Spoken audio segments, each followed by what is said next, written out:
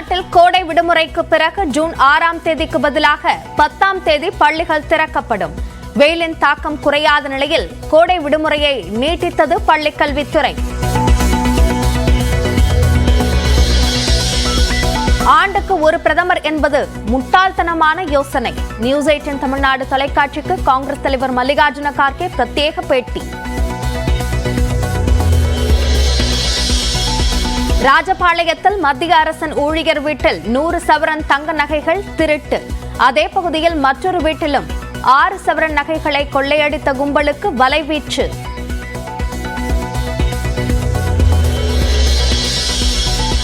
கோவை மருதமலையில் சிகிச்சையை தொடர்ந்து உடல்நலம் தேறிய யானை.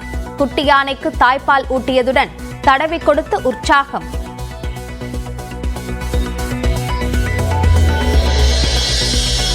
திருச்சியில் உள்ள மறுவாழ்வு மையத்தில் வெப்பத்திலிருந்து யானைகளை பாதுகாக்க சிறப்பு ஏற்பாடு. நிழற்குடையில் இருந்து விழும் நீர்த்துளிகளால் யானைகள் உற்சாகத்தில் இருக்கும் வீடியோவை வெளியிட்ட சுப்ரியா சாஹூ.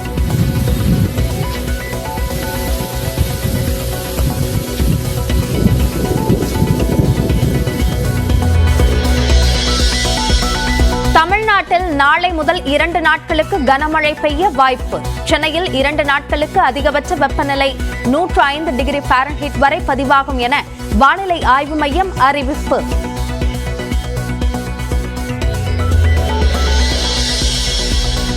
சேலம் அழகாபுரத்தில் கார் ஷெட்டில் பயங்கர தீ.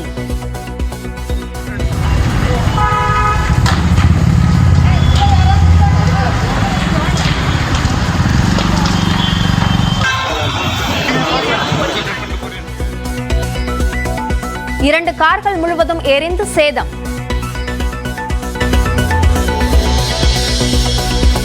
முதலமைச்சர் ஸ்டாலினின் நாளைய டெல்லி பயணம் ரத்து. இந்தியா கூட்டணி கட்சி தலைவர்களின் கூட்டத்தில் பங்கேற்கிறார் TR பாலு.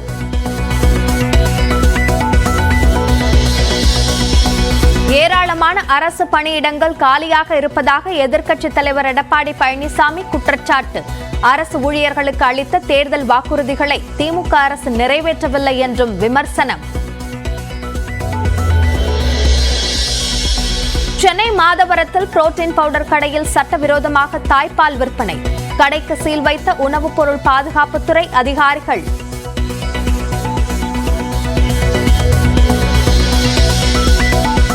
பாட்டிலில் தாய்ப்பால் அடைத்து விற்ற விவகாரத்தில் அதிர்ச்சியூட்டும் புதிய தகவல்கள். தனியார் மருத்துவமனைக்கும் தொடர்பிருப்பதாக முதற்கட்ட விசாரணையில் தகவல். கன்னியாகுமரி விவேகானந்தர் மண்டபத்தில் தொடர் தியானத்தில் பிரதமர் நரேந்திர மோடி. முக்கடல் சங்கமிக்கும் பகுதியில் சூரிய நமஸ்காரம் செய்து வழிபாடு.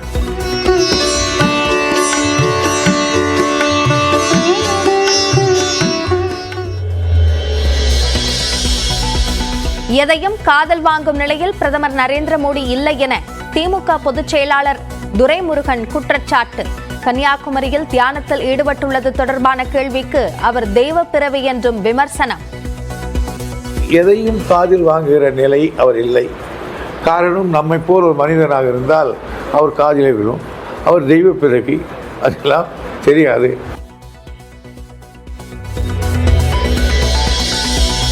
திருப்பதி ஏழுமலையான் கோயிலில் மத்திய அமைச்சர் அமித்ஷா சாமி தரிசனம். தேவஸ்தான நிர்வாகம் சார்பில் பிரசாதங்கள் வழங்கப்பட்டன.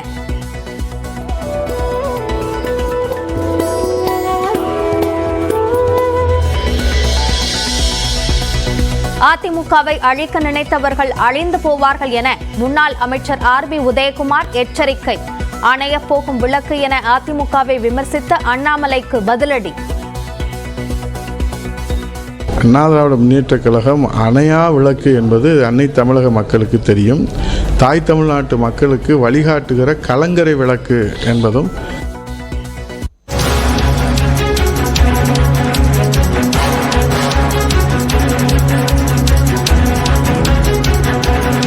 தமிழ்நாட்டில் பள்ளிகள் திறப்புக்கான தேதி 6ஆம் தேதியிலிருந்து 10ஆம் தேதிக்கு தள்ளி வைக்கப்பட்டிருக்கிறது. இதனுடைய அவசியம் என்ன என்பது குறித்த விவரங்களை வழங்குவதற்காக நம்மோடு வானிலை ஆய்வாளர் திரு பிரதீப் ஜான் இணைப்பில் இருக்கிறார். வணக்கம் சார். இப்போ இந்த தள்ளி வைப்பு அவசியம் தானா? ஆக்சுவலா இப்போ வரைக்கும் நமக்கு வெயிலோட தாக்கம் வட தமிழகத்துல கொஞ்சம் அதிகமா இருக்கிறத பாக்குறோம். பர்டிகுலரா நமக்கு வெள்ளூர், ராணிப்பேட், திருவள்ளூர், காஞ்சிபுரம், செங்கல்பட் இந்த பகுதிகளில் நமக்கு ஆந்திரா ஒட்டி உள்ள பகுதியில் 41 டிகிரி, 42 டிகிரி, இன்றைக்கு பார்த்தீங்கன்னா 44 எங்கேயாவது வரும்னு எதிர்பார்க்குறோம். பட் இது வந்து 2ஆம் தேதியிலிருந்து பார்த்தீங்கன்னா நமக்கு வைட் ஸ்ப்ரெட்ஸ் வெப்பசலன மழை பெய்யறதுக்கான வாய்ப்பு இருக்கு. ஸோ அதனால படிப்படியாக அதுக்கப்புறம் வந்து நமக்கு வந்து வெப்பம் குறையும் எதிர்பார்க்கப்படுகிறது. ஜூன் 1ஆம் தேதிக்கு பிறகு தென்மேற்கு பருவமழை காரணமாக மழையை எதிர்பார்க்கலாம் அப்படின்னு இருக்கக்கூடிய நிலையில அந்த வெயிலோட தாக்கம் இன்னமும் இருக்கதான் செய்யுமா 10ஆம் தேதி வரைக்கும்? நமக்கு ஜூன் மாதத்தோட சராசரியே பாத்தீங்கன்னா சில இடங்கள்ல 36 டிகிரில 37 டிகிரின்றது சராசரி வெயில். ஸோ மேக்கும் ஜூனுக்கும் ஒரு பெரிய வித்தியாசம் இருக்காது. பட் நமக்கு வந்து பாத்தீங்கன்னா அந்த காலையில வெயிலும் மாலை நேரத்துல கடலோர மாவட்டத்தில் அந்த கடல் காற்றும் வந்து அந்த அந்த மாதிரி இருக்கிறது இருக்கும். பட் இந்த 43, 44 கடந்த ஆண்டு நம்ம கிட்டத்தட்ட ஜூன் 15ஆம் தேதி வரைக்குமே நமக்கு 42, 41 நம்ம வெயில் இருந்ததை பார்த்தோம். இந்த ஆண்டு அதுக்கு வாய்ப்பு கிடையாது. ஸோ ஜூன் 2ஆம் தேதிக்கு மேலேயே அந்த திங்கட்கிழமை ஜூன் 3ஆம் தேதி தான் பார்த்தீங்கன்னா நமக்கு வந்து வெப்பம் ரொம்பவே நல்லா தணிந்து காணப்படும். ஏன்னா பரவலாக மழை பெய்யறதுக்கான வாய்ப்பு இருக்கு. ஜூன் 2ஆம் தேதியிலிருந்து பரவலாக மழை பெய்யறதுக்கான வாய்ப்பு இருக்கு. இப்போ இன்னமும் அந்த ஜூன் 10ஆம் தேதி பள்ளிகள் திறப்பு இருக்கு. இந்த வெயிலோட அதிகரிப்பை இப்போ உணர முடியுது. இதே மாதிரியான விஷயத்த வந்து 10ஆம் தேதி அந்த நேரத்திலையும் பார்க்கணுமா? முன்னெச்சரிக்கை நடவடிக்கைகள் எடுக்க வேண்டிய தேவை இருக்குமா? இல்ல நமக்கு 42, 45 நம்ம பார்த்துட்டு இருந்தோம் பாத்தீங்களா, அந்த மாதிரி வெயில் இல்லைனாலுமே நமக்கு 37, 38, 39 வரைக்கும் சில இடங்கள்ல போறதுக்கான வாய்ப்பு இருக்குது. பட் அது நம்ம அச்சப்பட வேண்டிய வெயில் அளவுக்கு இருக்காது. ஸோ இன்றைக்கு இருக்கிற அதே மாதிரி 43, 44 வெயில் இருக்கிறதுக்கான வாய்ப்பு 10ஆம் தேதி மிக மிக குறைவு. ஏன் நம்ம 10ஆம் தேதி போனோம், நான் சொல்றது வந்து 3ஆம் தேதியிலேருந்தே நமக்கு வெப்பநிலை வந்து ரொம்ப கணிசமாக குறைந்து விடும் எதிர்பார்க்கப்படுகிறது. அதனால நீங்க 10ஆம் தேதின்னு போக வேண்டாம். நமக்கு வருகின்ற 3ஆம் தேதி 4ஆம் தேதியிலிருந்து வெயில் கணிசமாக குறைந்து விடுகிறது. இணைப்பில் வந்து எங்களுடைய பல்வேறு கேள்விகளுக்கு பதிலளித்தமைக்கு நன்றி திரு பிரதீப் ஜான். தொடர்ந்து நம்மோடு பேசுவதற்காக வானிலை ஆய்வாளர் திரு ஸ்ரீகாந்த் இணைப்பில் இருக்கிறார். சரி, இப்போ இந்த வெயில் நம்ம எதிர்கொள்ற இந்த வெயிலோட தன்மையில வித்தியாசம் இருக்கா? ஒவ்வொரு பகுதியிலையும் அந்த வெயிலோட தன்மையில வித்தியாசத்தை உணர்றாங்களா மக்கள்? கண்டிப்பா. அதாவது எப்படின்னா, ஃபார் எக்ஸாம்பிள் நீங்க உட்புற பகுதிகள் எடுத்தீங்கன்னா வந்து வெறும் வெப்பம் மட்டும்தான் வந்து முக்கியமான விஷயமா இருக்கும். ஃபார் எக்ஸாம்பிள் நீங்க ஈரோடு எடுத்துக்கிட்டீங்கன்னா வந்து ஒரு 43, 44 போன மாசம் போனது வந்து வெப்பம் மட்டும் இருக்கும். இப்போ சென்னை போன்ற கடலோர பிரதேசத்துல எடுத்துக்கிட்டீங்கன்னா நேற்று முந்தா நேரத்துல எடுத்து பாத்தீங்கன்னா அதிகபட்ச வெப்பநிலை 41 வரைக்கும் போச்சு. சில இடங்கள் 41.5 வரைக்கும் போச்சு.